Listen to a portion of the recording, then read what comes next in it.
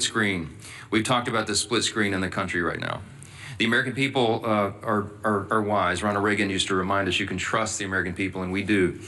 And they can see the facts here. They see that President Trump and the Republican Party are delivering real positive results for the American people, delivering on our promises.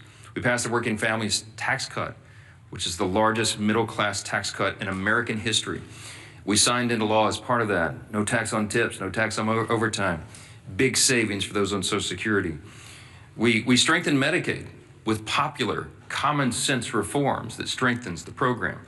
We've improved healthcare access in rural communities, and we have reduced premiums. There's a lot more work to be done there. It's the Republicans who are delivering those reforms. We restored American energy dominance. We got the border crisis solved. We are reducing and handling the crime crisis in city by city around America. And we have restored peace through strength. That is on one side of the screen. Over the past 34 days of this shutdown, the Republicans have been the only ones working in good faith to end the shutdown and get everyone paid and get the services flowing again. And we have voted that way 14 times. That's on one side of the screen. On the other is the Democrats. And it's such a stark contrast. Because in the last 10 months, the only thing that party has accomplished for the country is to shut down the federal government and cause this pain. The past 5 weeks have been painfully clear that Democrats are not interested in doing their most basic job. And we explained here yesterday, all of this is motivated by one thing and one thing alone. The Schumer shutdown was never about health care or any other policy that they claim now. They can't even decide amongst themselves what it was about. Some have said it's the Seinfeld shutdown because it's about nothing. But I'll tell you what it is ultimately about, truly. And this is something that can be demonstrated and everyone here knows it's true.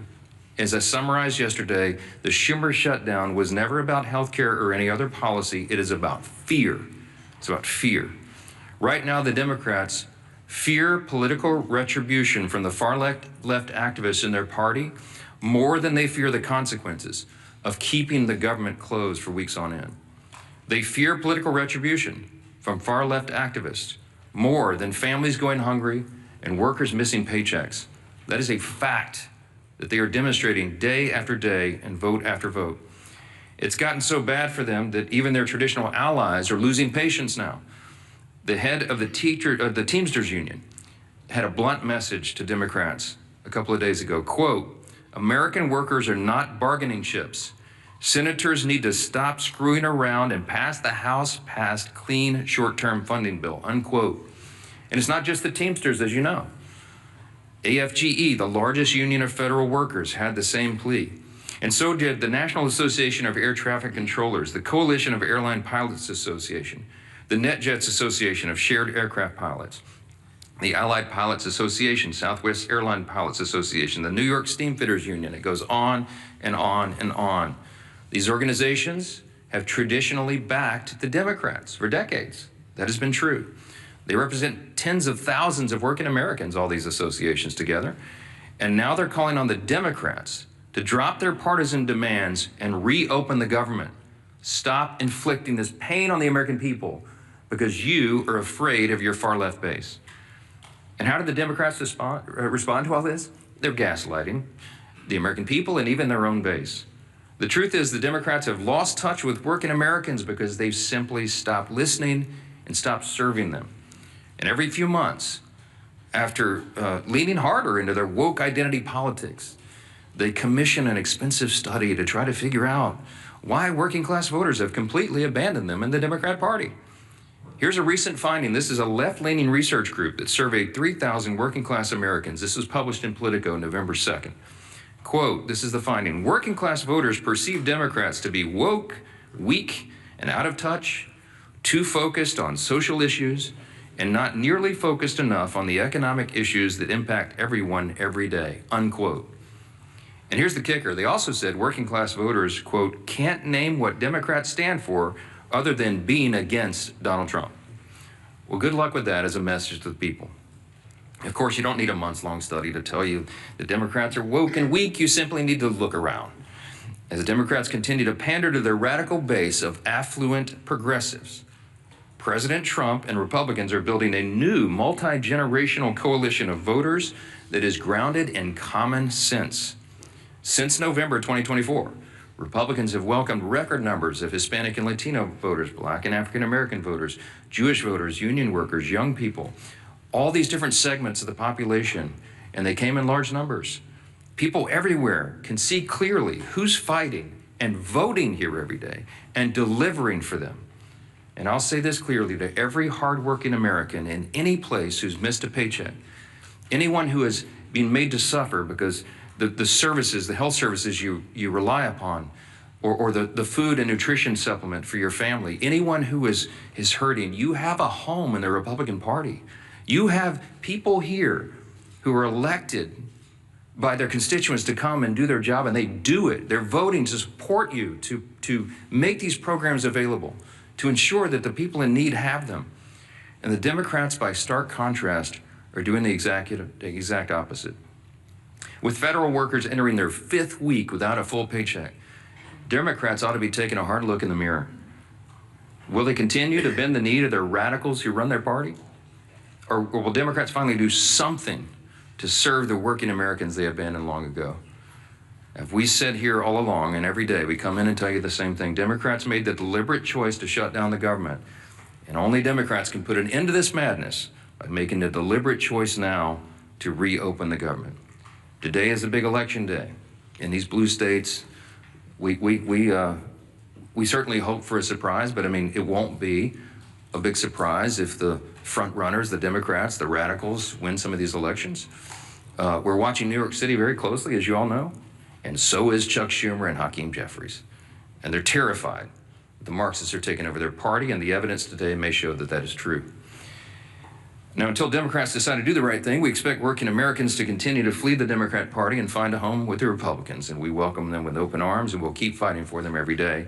And one of the people who is fighting every day and doing an extraordinary job in the cabinet of this administration, this historic administration, that has accomplished more in the first 9-10 months of an administration or Congress than arguably any in history. We have our former colleague and our dear friend who's on the side of American workers, and we'll address that today, Labor Secretary Lori Chavez de Reamer. We're happy to have you. Madam Secretary. Well, thank you, Speaker Johnson, and it's certainly an honor to be here at the Capitol on behalf of this administration and this president.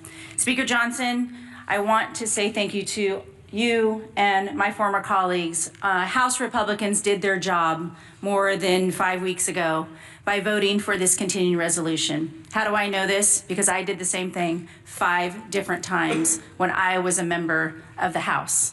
It was one of the easiest votes for me to take, because you do not play games on the backs of the American people. It's the fundamental tenet that they elect you to do, and that is to keep the government open. That's exactly what I did. And now Democrats are not choosing to represent their constituents and the American people. What does a shutdown do? 42 million Americans are going without their SNAP benefits. Air traffic controllers are working around the clock to keep Americans safe, without sleep, without paychecks, and they are required to do their job. Small business owners are not getting $4 billion in small business loans to keep their doors open. How can the economy continue to grow? We are losing $15 billion a week in GDP because of this Democratic shutdown. American workers are suffering. Prominent unions are speaking out. Our friend Sean O'Brien, as the Speaker said, was at the White House begging Senate Democrats to open up this government. American workers, 1.3 million Teamsters are represented by Sean O'Brien. He mentioned they cannot be used as political pawns. But you know who's being used as political pawns? The Teamsters by these Democrats. Because they will go to the Teamsters and they will ask them for something, and now they're not going to answer that call. They are begging them to open up this government to grow this economy. Other unions as well, manufacturing, building trades, industry-specific skilled trades. It's the workforce that I represent as the Labor Secretary. Every single day we show up to make sure that they have the tools that they need. We have sent out over $86 million to our respective states in order to upskill and reskill the American workforce. The future of the American economy is on my shoulders, on this administration's shoulders, and the Democrats have stopped all the momentum that we have put in the last 9 months. Registered apprenticeships, the future workforce. Not only are we hurting the current workforce, it's the future workforce. We are trying to educate our young people. We're trying to register 1 million active apprentices across this country. We had almost 250,000 registered, and now that has come to a screeching halt. We're trying to educate our young Americans on AI. Pilot approaches for workforce challenges in AI, the uncertainty. American workers deserve to know that they are going to have a job in this country, and the Democrats have chosen to play those political games. But many of our efforts have been stopped. 13 times they had an opportunity to say yes, just like I did, just like my colleagues have done. Enough is enough. President Trump has done his job.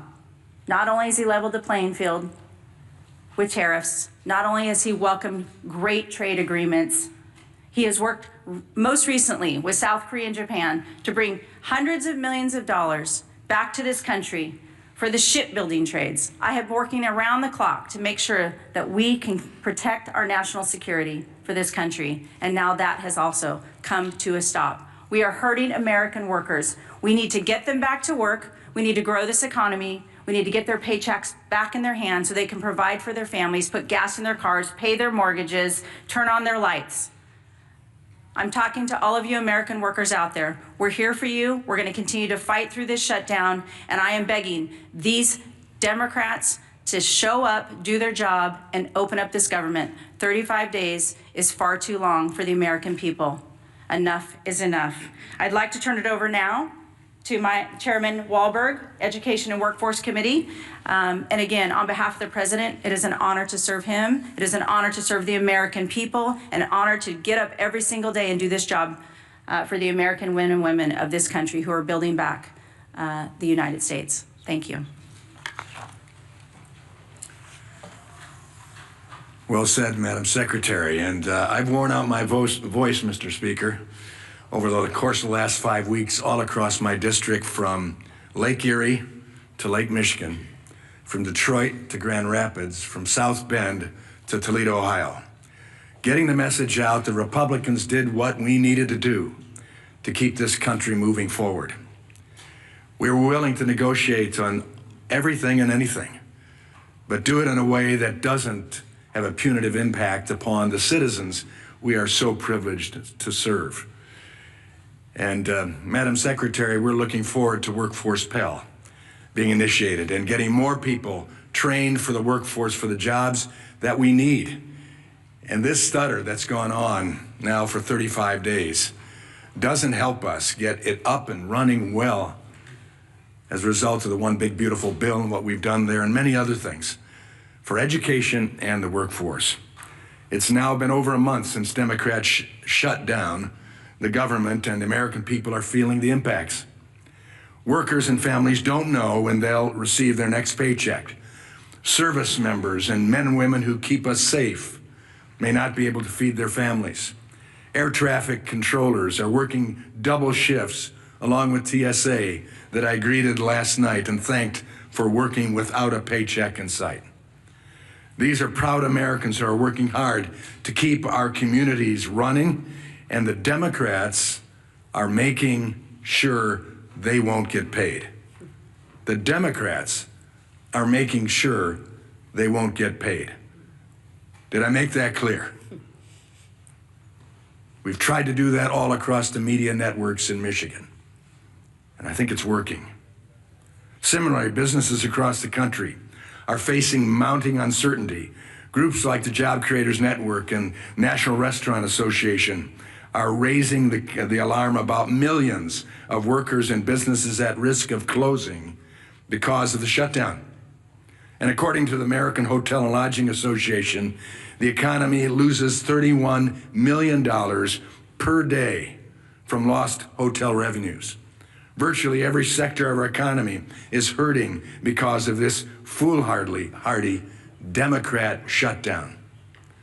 And since the start of the shutdown, More than 4,800 small businesses have been unable to access the Small Business Administration loans. I've sat with some of those businesses. I've heard their concerns. I've heard their desires to expand their business, but they can't get the applications filled out, further restricting businesses' ability to grow, potentially forcing others to close permanently. What's more, this shutdown has disrupted the data that drives the economy. Jobs, prices, paychecks, the data that guides it all has stopped flowing, and that is hurting workers, families, and job creators. In my home state of Michigan, we're losing more than $360 million in economic activity every week, week upon week. That means every week workers, job creators, and communities lose out on chances to thrive as families struggle to put food on the table. But Democrats don't seem to mind. We've all heard House Democrat Whip Catherine Clark's interview describing the suffering of families as leverage to promote health care to illegal aliens. And then there's the Senate Democrat leader, Chuck Schumer, and his comment that every day gets better for us.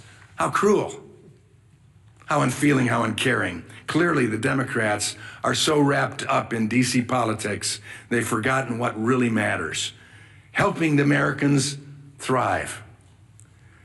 Now, labor unions, as the speaker pointed out, who overwhelmingly supported Democrat politicians and left-wing causes, are calling for Democrats to vote for the House Republican-passed clean continuing resolution. We passed it. We funded government. We didn't shut it down. The American Federation of Government Employees, Steamfitters Local 638, Teamsters, and pilots unions are calling for the government to reopen because livelihoods are being crushed. Our nation's children are being impacted too, and I'm concerned about that. Some Head Start programs, some of those small little seats that I've sat in, hearing about what good work is done for these families and kids. Head Start programs, because of the Democrat unfunding of them, will not receive federal grants despite being the only option for many low-income families. That will lead to disruptions that will force families to go without child care as programs face dwindling funds or go without funding entirety. We funded it in the House. The Senate Democrats need to do the same. If the COVID-19 pandemic taught us anything, it's how bad any disruption to a child's life can be. Long-term school closures exacerbated learning loss and caused skyrocketing truancy. How long do the Democrats need to keep our government shut down before they see the real harm they're doing to Americans' children? The Democrat government shutdown has gone on far, far too long. And the longer it lasts, the worse things get for the American people. This is the first time in history, if you might be reminded, the first time in history a political party has shut down the government over a clean CR. The Democrat petty partisanship is hurting workers and families across the country. The shutdown is also showing Americans just how far the Democrats will go to promote their out-of-touch agenda, even if it means holding the American people hostage for more than a month. America's workers, families, unions, and job creators have all spoken. Chuck Schumer, pass the clean CR and reopen the government immediately. I hope the Democrats are listening, at least 5 of them. Republicans have listened and voted to fully fund the government, coming on 15 times as of today. It's time for 5 more Democrats, including my 2 members from Michigan, to vote the same way. For the children, as Nancy Pelosi has famously said. Do it for the children. Do it for Americans. I now am pleased to turn over the podium to a great leader, Leader Scalise. Thank you, Chairman Wahlberg and Secretary Chavez-DeRemer. It's great to have you back here in the House. I'll start by joining in with what the Speaker said and extending my condolences to the family of Dick Cheney. Of course, served 8 years as President George Walker Bush's vice president, served in so many other important roles in government, started as a member of this House of Representatives, and lived an incredible life. And we mourn his passing and extend our prayers to the Cheney family. As we look at potentially another vote today in the Senate to try to have a breakthrough to open up the government, let's remember when the Senate votes today, they're not voting on some big, massive omnibus bill, a bill that resolves all of our differences. You know, if you're one of these Democrats, and it only takes 5 to get this government back open, and you're struggling with this decision, do you offend your far left radical base? It's about to elect the new leader of their Democrat Party in Mondami in New York. Or do you stand up for the tens of millions of people around the country who are actually suffering? And if you vote yes today, are you giving anything up? What's in that bill? A clean continuing resolution that violates any of your principles? There's nothing. Again, that bill does not solve our differences. That bill just keeps the lights on. That bill just allows federal workers to get paid for the work that they're doing. Those that have to show up and work and keep our airports open. The air traffic controllers who are working under high, incredible stress in a normal time so that planes can land and take off safely with 150 plus people on each one of those planes without worrying about the stress that as soon as they get off the job, they've got to go do a second shift as an Uber driver because they can't put food on the table because Democrats shut down the government. Hopefully they weigh that when they cast their vote today. And we see every day, of course, unfortunately, more and more consequences to the suffering Democrats are causing. We know on the SNAP program, 42 million people. And yes, the courts are trying to work with the White House to find ways to move some other money around. But as we know, even if they're able to move money around, it doesn't make that program whole. The only way to make the SNAP program whole is by Democrats opening up the government. It's real straightforward. You vote yes or no. You vote yes because you want to put food on the table for 42 million low-income families. But if you vote no, maybe because you're afraid of some radicals in Portland or San Francisco or New York City, when you vote no, you are taking food off the table for 42 million low-income people, the least among us who need that help. 6.7 million going without the Women, Infant, and Children program funding. WIC program is really, really important, again, to very low-income people who need that help. Democrats have no problem shutting off that funding, causing that suffering, and to use their term, because they think they're getting some kind of leverage. We still don't know what the leverage is for. They're trying to leverage the American people, and they can't even articulate what it is they want. Yeah, $1.5 trillion wish list of crazy items like free health care for illegals, gutting a rural health care fund. Is that really the leverage they want to use the American people for, and deny the WIC funding? 2 million people in the military, 2 million service members going without pay. What do they say to them? Oh, gee whiz, they were so afraid of Mondami in New York that they couldn't vote to pay our men and women in uniform who are keeping our country safe, risking their lives, while their families are wondering if they're going to be able to put food on the table. What a profile in courage. It's gutless. 700,000 federal employees without pay, 670,000 federal workers furloughed, 5.9 million households at risk of losing their home heating services under the HEAT program. You know, we had Secretary Chavez DeRemer talk about opportunities for young people that just want to learn through apprentice programs to get their start in life. so that they can go and get a skill, a trade, maybe start their own small business. That's not going to happen while the government's shut down. And if those Democrats vote no again today, ask them to articulate why. What's their answer to those young people? Some 19, 18-year-old kid who just wants to go learn electrical skills, but won't be able to because, why? Because Democrats want to use him as leverage in some game that they can't even explain. And then, of course, we all know all the different groups that have come out over and over. They've not said, let's pass some big sweeping omnibus bill.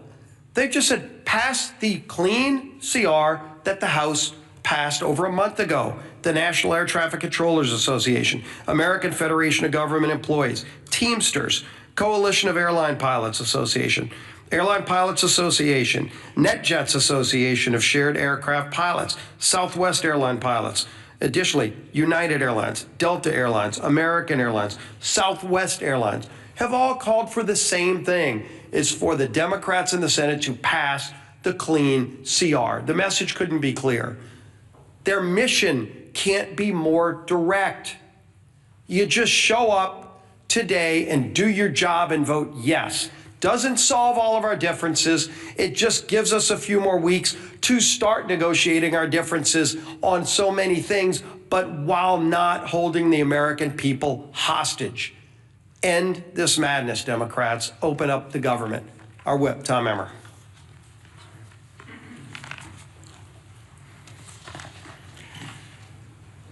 The Democrat government shutdown, spanning 35 days and still counting, is now tied for the longest government shutdown in U.S. history. Chuck Schumer and company are going down in the history books for being total obstructionists over a nonpartisan government funding bill. Meanwhile, it's hardworking Americans who are being forced to pay the price. Federal workers are turning to local food banks to feed their families. Head Start programs are beginning to close, as Chairman Wahlberg mentioned. Thousands of flights are getting delayed due to staffing shortages. Small businesses that contract with the federal government have already lost an estimated $12 billion. Even unions, as you've heard, which traditionally have favored our colleagues on the other side of the aisle, are begging for them to end their needless shutdown charade. The good news is, I think we've reached the real inflection point. Today is election day in several states, and we're hopeful that after today, the Democrats won't be as concerned about holding the line in order to appease the Kami Mamdani and Omar Fata wing of their party. And maybe, just maybe, at least 5 Senate Democrats will finally come to their senses and join us by passing our clean CR to reopen the government. The ball is in their court. Republicans have done our job. The question is, are Democrats willing to put politics aside long enough to do theirs? I hope the answer is yes, sooner rather than later. The American people deserve better. Chairwoman McLean. Thank you. And thank you, Chairman Wahlberg and Secretary Chavez-Dreamer. It's good to see you again. Thank you for your words of wisdom. But again, here we are today, and I want to be very clear about the consequences of the Democrats' actions. 42 million Americans will lose their SNAP benefits because they voted to shut the government down. Air traffic controllers, TSA agents, and federal law enforcement officers are working without pay because they voted to shut the government down. Democrats have weakened our military, threatened families, and held hard-working Americans hostage. Why? All because they voted to shut the government down. And why did they inflict this pain? Because Democrats wanted leverage. Leverage to appease their radical base with more wasteful spending. And don't take my word for it. They've admitted this countless times. They're not even ashamed of this. And today we'll prove it again when the largest federal workers union called on Democrats to end the shutdown. What Democrats do? They still voted no. When air traffic controllers unions asked them to support the clean CR to make sure that the government stayed open, Democrats voted no. And when nearly 500 small businesses and travel organizations warned the shutdown is crushing them, what Democrats do? They voted no. But the socialist wing of their party wants government-run health care, taxpayer-funded benefits for more illegals, and another $1.5 trillion in wasteful spending. That's what your Democrats want. Enough is enough. We aren't going to let your socialist base call the shots. To every Democrat watching, hear me when I say this. It is time to stop holding the American people hostage. Just because you are being held hostage by your socialist base. End the shutdown, end the pain and suffering for the American people of which you represent, and end it now, please. All right, thanks again, Mr. Chairman, Madam Secretary. I know you all are busy. We're glad you're here and grateful to have you. Let's take some questions. Front row, front row. There have been reports of bipartisan talks from senators to reopen the government, to move forward on ACA votes. Are you or other top House GOP members in the loop with these conversations? Are you present in these meetings? No, not present in the meetings. I know about as much about it as you do. I know there are, we hope, we pray, a handful of moderate and centrist Democrats left among the Democrats in the Senate, where the whole country is counting upon them. I have said here, I do not expect that Chuck Schumer or Hakeem Jeffries will ever vote to reopen the government. I don't think that they're willing to face the wrath of the leftist base. They see what's happening in New York City and in their state of New York, and they're terrified by that. I mean, we've made that very clear, and I think the evidence speaks for itself. So we're going above the heads of the so-called leadership, and we are appealing to the consciences of a handful of people in the Senate who want to do the right thing and just stop the pain for the American people. And we pray that today is that day. Maybe tying for the longest shutdown in history is something that they can claim as some sort of success. But it's sickening. It's sickening to see a political game being played. We're not playing a game here. We never were. Back on September 19th, to remind you all again, we passed a clean, nonpartisan CR. It's 24 pages in length, had not a single Republican priority on it. Why? Because we did it in good faith, because we didn't want this eventuality to occur. We knew it would be too painful for the people, and that's why we've always done the right thing, as everyone has said over and over. Now they won't, and we all know why. Yes, sir. No.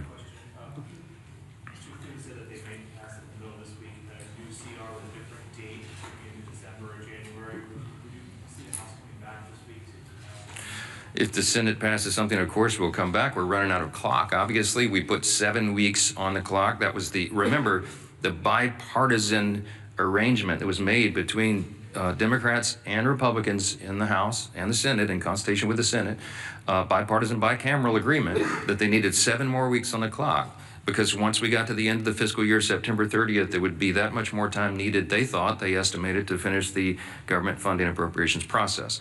The Democrats have played games, and we've lost so many of those days now. So if they extend it, obviously that logically makes sense to us. I am not a fan of extending it to December because, let's be frank, a lot of people around here have PTSD about Christmas omnibus spending bills. We don't want to do that. It gets too close, and we don't want to have that risk. Well, we're not doing that. We're not doing that. But too many people have concern. I think putting it into January makes sense, but we've got to obviously build consensus around that. There's some discussion about it. We'll see where it lands. I'm not sure. Scott, real quick. Yeah, Scott. Mr. Speaker, you referenced the passing of Dick Cheney earlier, who was arguably the most powerful vice president in our lifetimes. Obviously, he had a complicated relationship with President Trump in his later years, as did his entire family. But he served, I think, 3, maybe 4 presidents in the White House in some of the top roles. Do you have any personal reflections, or did you have any interactions with Cheney as you were sort of coming up in Republican politics in Louisiana? And do you think, are there any plans for him to lie in the state here at the Capitol where he served? Well, this all, just was announced this morning, so there's not been any discussion about that yet. My interaction with him personally was limited when I was a freshman in Congress, and the 115th Congress came here in January 2017. One of my classmates was Liz Cheney, and we were in the same class. And I think I met her father for the first time with her personally. And of course, I was honored to meet him. At the time, everybody was aligned on the same page on everything. And I, admired what he had done in Republican politics to that point. And I meant what I said when I came up here and began this morning, that even when we have political differences with somebody later in life, you have to honor the sacrifices and the service they gave to their country. We certainly do that for the former vice president, and our prayers go out to the whole family. So, yeah. You talk about the split screen between the Democrats are doing and what the Republicans are doing. What about the split screen about the fact that the Trump administration is administering only part of the SNAP program while President Trump is having a gathering party at Mar-a-Lago? I reject the premise of the question. Let me talk about SNAP. Okay. By the way, the president had an annual Halloween theme party every year at Mar-a-Lago. That's what he went back to, his obligatory tradition. I just discount what you're trying to do there. The SNAP benefit is a very important question. The White House has bent over backwards, as we've recounted here every morning, to make sure that Americans' pain is mitigated as much as possible, reduced as much as possible. So we got the troops paid. They made creative solutions for that. The WIC funding for women, infants, and children.